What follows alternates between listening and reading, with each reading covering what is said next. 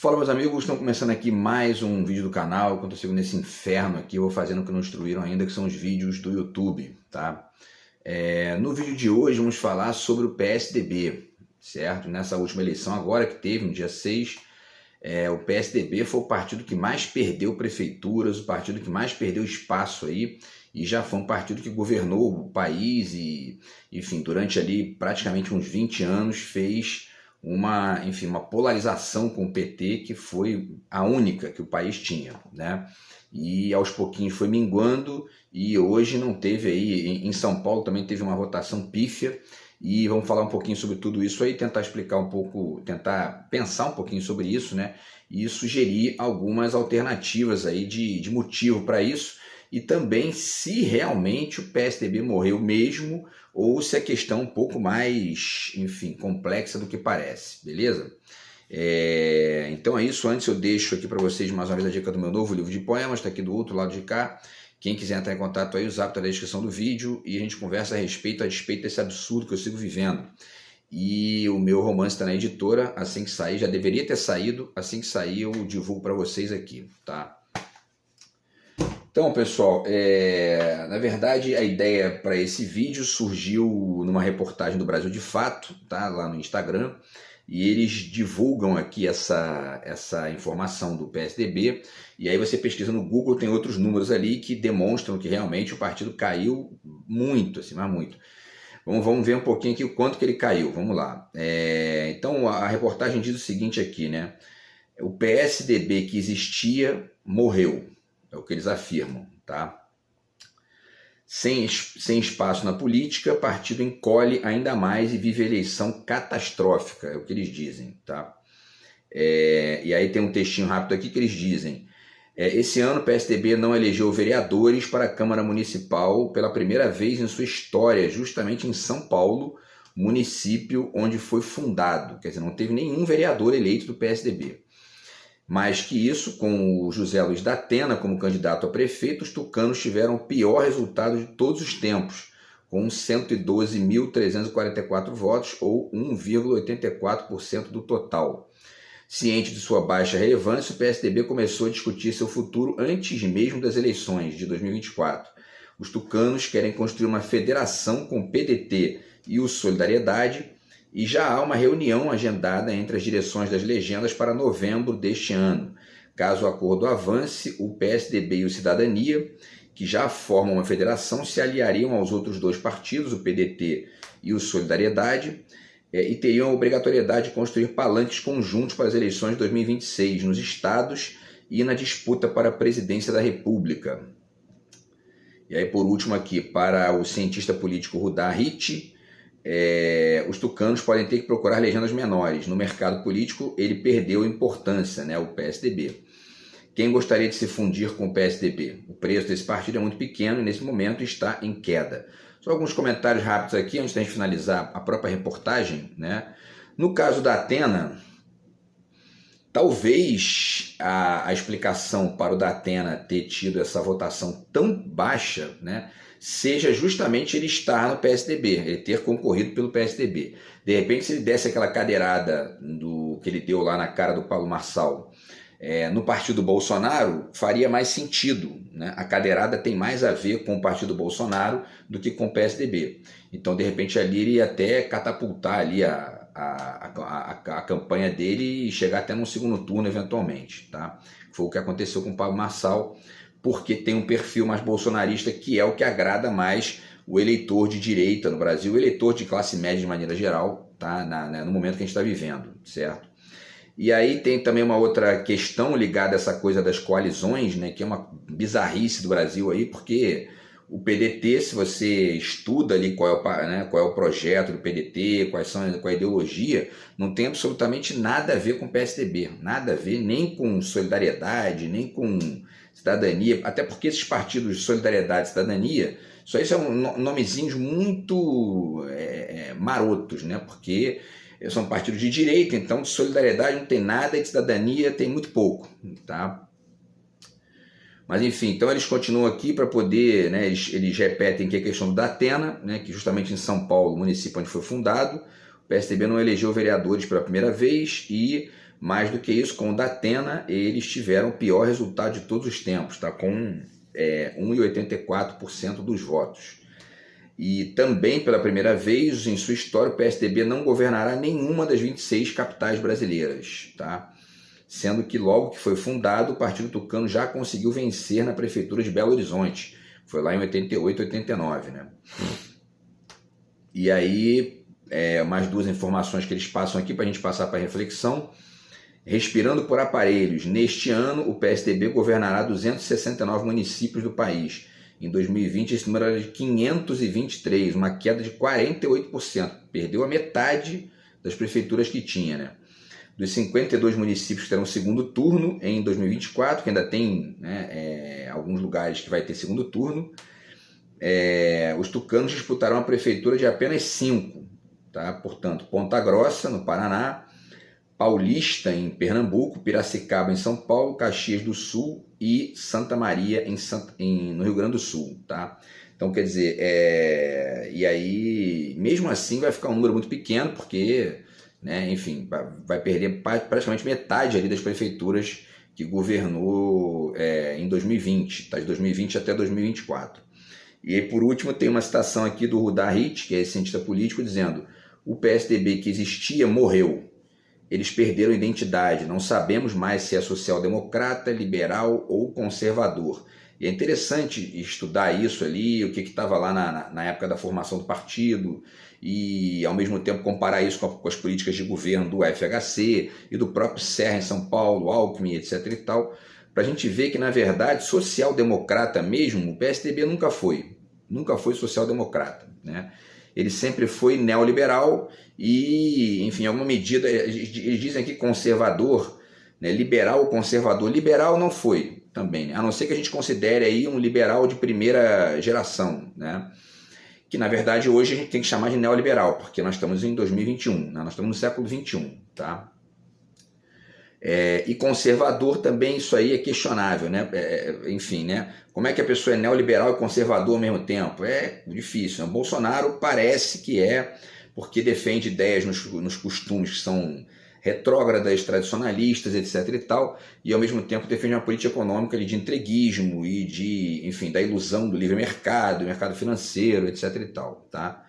Bom, e aí, pessoal, vamos aqui para uns númerozinhos aqui rápidos da eleição, tá?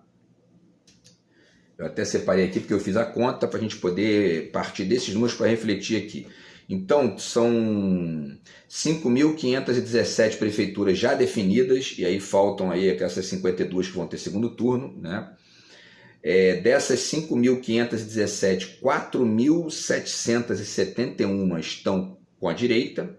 Portanto, 86,5% das prefeituras no Brasil são governadas pela direita, e o restante, que dá menos ali de 15%, 746 prefeituras vão ficar com a esquerda, tá?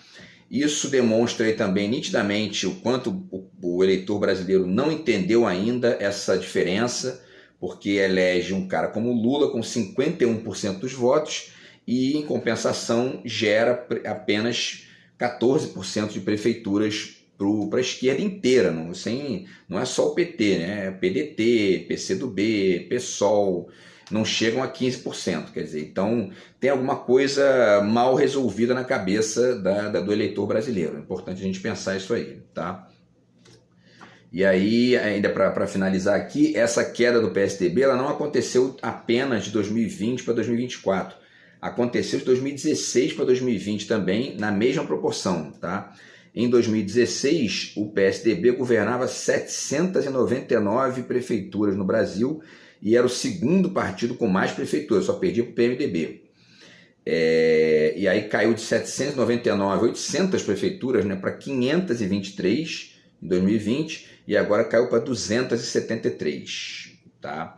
Isso também se reflete nos números das outras legislaturas, né? Tá aqui Câmara dos Deputados, e aí o PSDB na Câmara dos Deputados ele foi crescendo, né? Da primeira legislatura lá, que foi em 91, que ele teve 38 dos 513 deputados, passou para 63, chegou a 90, né, em 1999, ali logo depois do governo FHC, né, quer dizer, no segundo governo FHC, chegou a 99 deputados, e depois foi caindo, e agora tem o menor número de deputados da história, né? Chegou a 99, caiu para 70, 66, 53, 54, tem uma oscilada ali de 2011 para 2015, tá?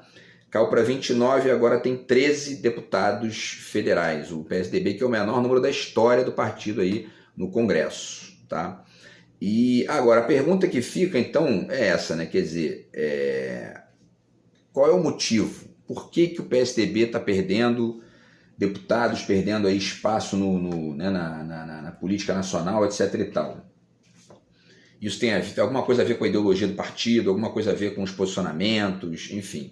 Vamos tentar pensar um pouquinho isso aí, porque isso parece ser muito mais uma distribuição de poder na direita do que propriamente por conta de algum tipo de viés ideológico, né, do PSDB. Quer dizer, o eleitor está deixando de votar no PSDB não exatamente por conta da ideologia do partido, mas porque existem outras figuras hoje que estão representando melhor a cabeça ou estão gerando mais identificação ainda que imediata e, enfim, mal refletida, etc. e tal, com uma parcela significativa do eleitor médio brasileiro e com aqueles que são de direita por escolha, por opção, por, enfim, né, por uma percepção de mundo que é a deles, tá? Enfim, e aí, só que isso parece que nasceu exatamente do PSDB. Foi o PSDB, do meu ponto de vista, foi o PSDB que botou os ovos que estão corroendo o partido por dentro. Desde quando? Desde 2014. Desde o início ali de 2015, quando o Aécio Neves foi para a tribuna e, numa verborragia violenta, ali ameaçou o governo Dilma e cumpriu a ameaça, né? Enfim, transformou ali aquele momento numa bizarrice violenta. Eles não vão conseguir governar, etc. e tal. Ali estava nascendo um tipo de discurso bolsonarista, né? E que foi se reproduzindo, mas que ao mesmo tempo, se a gente parar para avaliar o tipo de postura, o tipo de posicionamento pessoal mesmo, né, do Fernando Henrique, do Serra, do Alckmin e tudo mais, que são as figuras mais importantes do PSDB, não tem muita conexão com esse tipo de comportamento. Então, como aquilo ali vingou, aos pouquinhos as figuras que tinham mais identificação ou que eram mais identificadas e reconhecidas numa proximidade com aquele comportamento do Aécio Neves foram subindo, Bolsonaro especialmente, né? E outras figuras aí na esteira do Bolsonaro. E aí essas outras figuras, que são figuras que, ainda que do ponto de vista de projeto e de percepção de país não tenham nada para contribuir, são figuras completamente diferentes desse estilo que foi ganhando espaço aí no Brasil nos últimos 10, 11 anos. Quer dizer, o Fernando Henrique é um sujeito que é um acadêmico, ainda que a gente possa questionar também as posições dele, mas é um acadêmico, é um cara que, enfim, é um cara dos livros e do estudo, é um sociólogo. E o Serra e o Alckmin são figuras ali, né, de um comportamento muito pacato, né, muito tranquilo, etc. e tal. E aquilo que o Aécio Neves fez e que gerou uma comoção popular junto com outras figuras, né, acabou sendo, enfim, desconectando, né, a figura da direita e a figura do próprio imaginário das pessoas aqui no Brasil e tal, desse posicionamento FHC, Serra e Alckmin, né? Então é importante pensar um pouquinho nisso aí também, tá? Bom, e aí vamos tentar entender mais um pouquinho do porquê, né? Primeiro, vamos lá, o Fernando Henrique Cardoso, ele escreveu aqui a introdução desse livro aqui do Manuel Castells, tá? Que é um livro que fala sobre o conceito de rede. Então, sociedade da informação, basicamente, tá? E aí ele no início aqui fala de um monte de coisa e tal, e ele fala duas coisas aqui que eu acho que podem explicar aí uma parcela dessa diferença de por que o eleitor não se identifica mais com esse discurso. Ao mesmo tempo, ele demonstra também aqui uma série de coisas problemáticas na própria perspectiva da direita no Brasil, né? Ele, enfim, basicamente, duas coisas que eu acho interessante de citar nesse texto aqui, que é o prefácio, né? É a linguagem acadêmica do texto, que a gente pode discutir, questionar, pode dizer que discorda de uma série de coisas aqui, mas é uma linguagem acadêmica, que não gera identificação nenhuma para esse eleitor que gostou daquele vômito do Aécio Neves lá na tribuna, né? E que acabou se repetindo na verborragia do Bolsonaro e de outras figuras, enfim, parecidas com o Bolsonaro, tá? Mas tem uma outra coisa que ele fala também, que tem a ver com a questão ele chama aqui, né, ele fala de um pós-industrialismo aqui na página 38, né?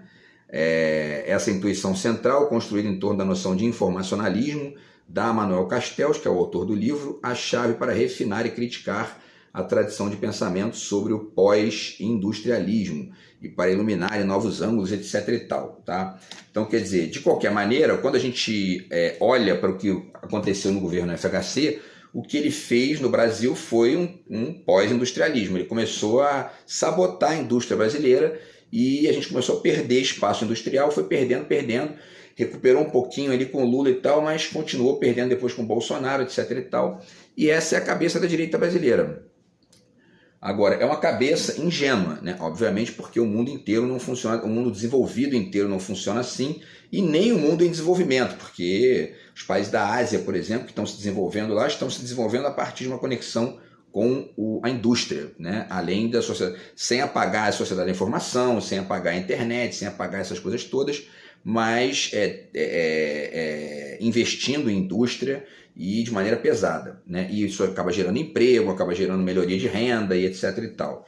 E aí tem esse livro aqui do Christian Kumar, tá? Que também ajuda a explicar uma parte dessa questão aí, porque logo aqui no início ele diz o seguinte, né? Que existe aqui, né, a partir da década de 60 e 70, que é justamente a época que vai formando a cabeça do FHC, né? Vários sociólogos ilustres formularam uma interpretação da sociedade moderna que rotularam de teoria da sociedade pós-industrial, tá? E aí fala do Daniel Bell e teoria do pós-industrialismo, etc. e tal, e ele distingue três correntes de teoria pós-industrial. Essa primeira, do Daniel Bell e tal, a segunda, que seria justamente essa teoria da informação, tá? E uma terceira, que é a teoria da sociedade pós-moderna. Todas essas teorias tendem a ver o Estado como algo decadente, né? E se isso formou a cabeça do FHC, e se ele foi presidente, e o próprio Ciro Gomes fala no livro dele também, que isso acabou gerando ali, e desvirtuou as perspectivas iniciais do partido, por isso que ele saiu do partido, né, o Ciro. Quando a gente olha para a forma de governar do FHC, ele foi basicamente isso, privatista, enfim, né? E foi uma farsa completa aquilo, porque a desculpa para privatizar grandes empresas brasileiras como a Vale do Rio Doce e outras empresas mais era de que a gente vai pegar esse dinheiro para pagar a dívida do país e tal. Na verdade, dobrou a dívida pública do país e eram empresas que davam lucro, que tinham ali uma série de, enfim, tinha décadas de pesquisa ali, de conquistas, etc. e tal, e coisa que o mundo desenvolvido não faz, ou quando faz, coloca o Estado em cena para poder gerir e para poder receber altos dividendos ali, coisa que não acontece no Brasil, tá? Bom, e aí tem alguns livros aqui que também ajudam a entender isso aí, tá? Esse livro aqui do Gilberto Felisberto Vasconcelos, As Ruínas do Pós-Real, tá? E aí, na verdade, as ruínas do pós-real hoje estão também dentro do próprio PSDB, né, que está perdendo espaço aí, enfim, nitidamente, tá? Ele diz aqui na página 152 o seguinte, né? Um dos efeitos culturais perniciosos da estabilidade neocolonial da moeda, né, é a aceitação como fato normal da coexistência de subalternidade externa do país e legalidade democrática baseada no sistema representativo. Doravante era isso que dizia a teoria da dependência de 1967. O imperialismo não precisa de ditadura para realizar seus ganhos internacionais e continuar a exploração da mais-valia neocolonial. Ele está falando do PSDB e essa teoria da dependência é a teoria do FHC, de que o Brasil só se desenvolve se ficar dependente dos Estados Unidos e do mercado financeiro, etc. e tal. E aí, quando ele fala dessa estabilização neocolonial da moeda, é porque o Plano Real foi feito a partir de uma série enfim, de exigências do mercado financeiro, do FMI, de uma série de outras instâncias que estavam conectadas ali internacionalmente com o FHC no nível ideológico, né? Então, quando o FMI emprestava dinheiro para o Brasil e para outros países, né, como está fazendo com a Argentina agora e tal, eles fazem uma série de exigências, né? Tem que ter superávit primário, não pode investir em educação e saúde, tem que controlar gasto público, etc. e tal, coisa que os Estados Unidos não fazem. Os Estados Unidos passou 20 anos sem ter superávit primário nenhuma vez. Teve uma lá, daqui a pouco teve mais, né? Hoje em dia tem um déficit lá de trilhões e, enfim, querem que os outros ajam diferente. Por que eles têm esse déficit? Porque quando eles precisam, eles investem dinheiro público, eles se endividam para poder continuar crescendo.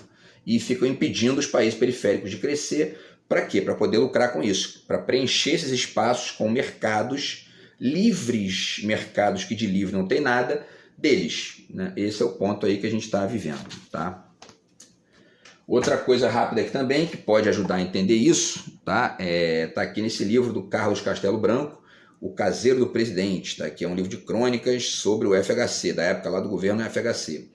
Numa delas aqui ele faz um dicionário neoliberal, e aí ele define neoliberalismo aqui na página 102 da seguinte forma: doutrina econômica pós-moderna e pré-primária, baseada no seguinte preceito, abre aspas, o trabalho danifica o homem, desemprego para todos. Porque é isso, né? Quando a direita governa, aumenta o desemprego, perde-se poder de compra, etc. e tal, tá? Porque o mais importante é a tal estabilidade econômica e pouco importa se vai gerar desempregado. Eles defendem isso abertamente. Fiz vídeo aqui falando de um bilionário da Austrália lá que, a gente tem que aumentar o desemprego para essa galerinha ver quem manda, entendeu? Quer dizer, eles ignoram o Estado, ignoram a política, estão nem aí para isso. Pelo contrário, eles querem que as pessoas se ferrem mesmo para poder continuar ganhando com isso, tá? E na mesma página, o Carlos Castelo Branco define o FHC. E aí ele diz o seguinte aqui, ó. FHC, presidente brasileiro, conhecido por ser mais respeitado em Nova York do que em Nova Iguaçu, né? E é isso, foi isso que foi gerando aos pouquinhos aí o ocaso e, enfim, essa queda vertiginosa do PSDB. Mais algumas citações rápidas aqui, tá? Nesse livro aqui, outro livro também aqui do Gilberto Felisberto Vasconcelos, ele também fala duas coisas aqui interessantes. Ele diz aqui na página... cadê aqui? Na página 15, ele fala da conexão do FHC e da lógica que gerou o PSDB e tal com o José Guilherme Melchior, que é um pensador brasileiro, que é defensor do neoliberalismo, defensor, né, da perspectiva de direita, e que foi o cara que foi, enfim, construindo essa perspectiva aí, junto com outros autores, evidentemente, mas no plano brasileiro foi o cara que foi gerando, e ele defende aqui uma série de teses a esse respeito, as ideias que foram norteando a cabeça do FHC. E ele finaliza aqui dizendo que, na 104, né, ele fala uma coisa interessante aqui também. Essa hipótese de que o tal foro de impunidade foi uma estratégia do FHC para se safar de um processo jurídico acerca das privatizações do seu governo, mas o fato é que não há possibilidade de reestatização das empresas privatizadas se não houver um julgamento público sobre o caráter corruptor de que se revestiu o processo das privatizações, no qual encontra-se a essência dos governos FHCianos, né?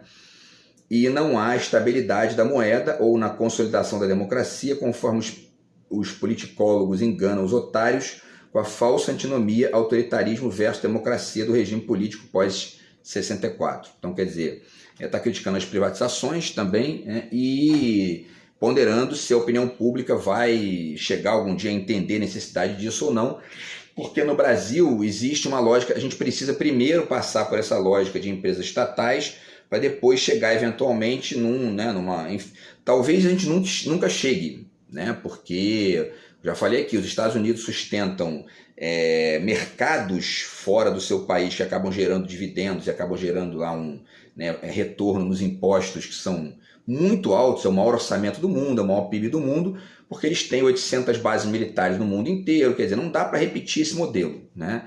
E a gente o modelo das empresas públicas no Brasil foi eficiente e está sendo destruído por essa gente, né, desde o FHC. Tá?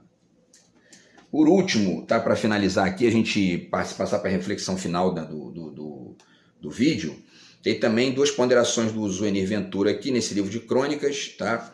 Ele faz uma reflexão aqui na página 88 sobre quem está matando o Estado, né? E aí ele vai falando da verborragia acadêmica do FHC e diz que, enfim, né, vai falando aqui, e aí no final ele cita uma coisa aqui que tem muito a ver com tudo isso aqui, né? Em outro contexto, o colega francês Alain Touraine, com respeito e amizade, deu algumas pistas referindo-se à ambiguidade do governo FHC e constatando que as pessoas não sabem se FHC é social-democrata ou de direita. Por quê? Porque ser social-democrata no Brasil repetir então a social-democracia da Europa, né? Só que esse governo, o PSDB, se colocou lá na sua base como partido social-democrata, mas governou de maneira neoliberal. Então, quer dizer, social-democracia comporta estado de bem-estar social, comporta uma parcela daquela terceira via lá do Anthony Giddens, que tem a ver com a mescla entre o mercado e o Estado, coisa que eles não fizeram, mesmo que eles não usassem essa expressão Estado mínimo, né, de maneira mais veemente. Tá? E aí e aí o Zuenir Ventura fala que também na 96 critica também a ausência de um projeto de nação e diz que, na verdade, o FHC, ele diz aqui, né, tende-se a olhar para o passado com um certo medo de descobrir em nós mesmos algum pecado escondido, de flagrar um mau passo, uma besteira, algum desbotado motivo de vergonha. Com o Fernando Henrique ocorre o contrário. Se ele tiver do que se envergonhar, não será certamente desse passado. FHC Safra 75 tem um sabor original inconfundível que ninguém esquece. Vai ver que trocar a garrafa, né? Quer dizer, porque ele defendia ideias progressistas e depois decaiu num neoliberalismo patético, enfim, e subserviente, etc e tal, tá? Então, quer dizer, tudo isso vai explicando o que gerou essa queda do FHC. Tem outras coisas aqui, né? Ia falar também desse livro aqui do Milor, tá? Do livro, obviamente, do Noam Chomsky, tá? Sobre neoliberalismo, que explica bastante aí também dessa bizarrice que a gente vive no Brasil. E a Privataria Tucana, do Amaury Júnior, do Amaury Ribeiro Júnior, que explicam, que esse livro aqui, então, ele explica não apenas essa desconexão do discurso acadêmico com a verborragia Aécio-Bolsonaro, mas também o fato de que o PSDB já funcionava de uma maneira bem miliciana, digamos assim, na época, tá? E, enfim, e também o livro Ciro, né, que fala bastante coisa aqui também, várias informações aqui sobre essa queda de rendimento do país a partir do neoliberalismo, tá? Mas finalizo aqui com uma reflexão que eu escrevi aqui e deixo para o próximo vídeo uma outra questão ligada ao Byung-Chul Han também, essa questão da representação, que também podem ajudar a explicar isso. Mas vamos lá, em relação ao PSDB especificamente, tá? A direita vem migrando para uma estratégia ou para formatos de horda, de microfísica, de subgrupos. Fica evidente isso, né? Bancada evangélica, bancada da bala, bancada do agro, e etc e tal, né? Isso é fruto de dois contextos. Primeiro, é parte da lógica de reflexidade negativa associada à ausência de projeto para o Estado. Se o Estado é mínimo, pouco importa o projeto. O importante são os subgrupos aos quais eu sou vinculado e o quanto que eles me dão aqui de possibilidade de continuar lá, né? E o segundo motivo, isso disfarça melhor a desidentificação radical da direita brasileira com o país. O neomazombismo, e disfarça também a ausência de projeto, enfim, muito mais do que a polidez acadêmica do FHC e do PSDB tradicional, tá? O Aécio Neves foi o canto do cisne do PSDB polido e de sapatênis. E aí, já falei aqui do Datena, que ele ganharia se desse a cadeirada no partido do Bolsonaro, né? Para além disso, o limite do neoliberalismo, ou seja, da lógica do Estado mínimo, né, que aí é coletivo mínimo, debate mínimo, etc. e tal, é isso aí, né? O baixo nível oportunista total, no qual o PSDB não se enquadra mais. O que resta desse tipo PSDB só vai continuar em cargos como ministro da Economia, porque também não acabou, né? Lembremos aí que quando o Temer roubou o governo da Dilma, ele colocou na presidência da Petrobras o Pedro Parente, que era do PSDB, porque eles fazem parte do mesmo projeto, né? E por último, eu vou finalizar aqui, depois eu continuo no próximo vídeo, tá? Mas quando eu falo dessas hordas e dessa lógica de subgrupos, a gente verifica isso no perfil dessas figuras aí da direita brasileira que tem emergido nos últimos 10 anos. São figuras que herdaram a tese do Estado mínimo de maneira mais violenta. Os coaches, os pastores da prosperidade, o mercado financeiro e as milícias, que também estão aí no Estado, no Rio de Janeiro, no próprio Planalto, com Bolsonaro, etc. e tal, tá? Então tudo isso foram os ovos podres que o Aécio Neves botou lá em 2015, quando foi para a tribuna vomitar ali, enfim, baixo nível e provocações ao governo. Beleza, pessoal? Então é isso, tá? A gente continua essa reflexão no próximo vídeo, tá? Grande abraço aí, tamo junto.